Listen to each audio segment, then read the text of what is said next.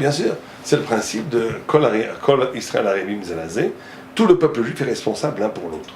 Il y a une responsabilité universelle du peuple juif. C'est-à-dire que si un juif fait une avéra, c'est comme si tout le peuple juif l'avait fait.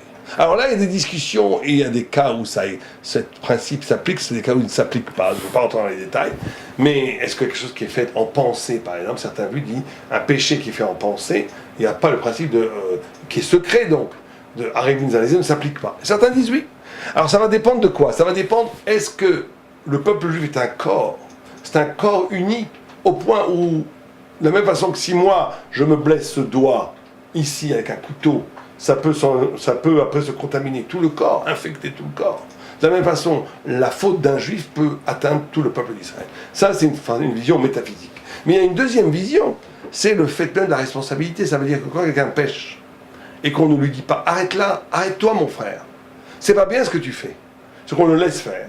Donc cette complaisance fautive, non courageuse, lâche, la peur d'avoir une confrontation avec lui, il faut savoir le faire, c'est vrai que c'est très dur, amène une malédiction, amène une klala. Quand Dieu voit qu'on fait plus attention à notre confort personnel qu'à la dignité, en d'autres termes, du Kiddush Hashem, à la dignité de la présence divine sur terre, quand on fait plus attention à la politesse plutôt qu'à la vérité, donc on nous met tous dans le même panier. Et donc la punition peut s'abattre sur tout le peuple d'Israël, alléluia. Donc il y a une mitzvah, une injonction d'indignation.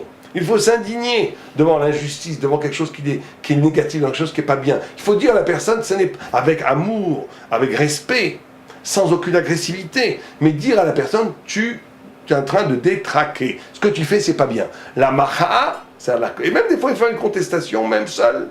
Des fois, même si on ne peut pas, il faut faire même devant quelqu'un. Je ne suis pas d'accord avec ça. Quand il y a eu la Gay Pride, moi, je suis sorti dans la rue, je dis, je ne suis pas d'accord avec ça.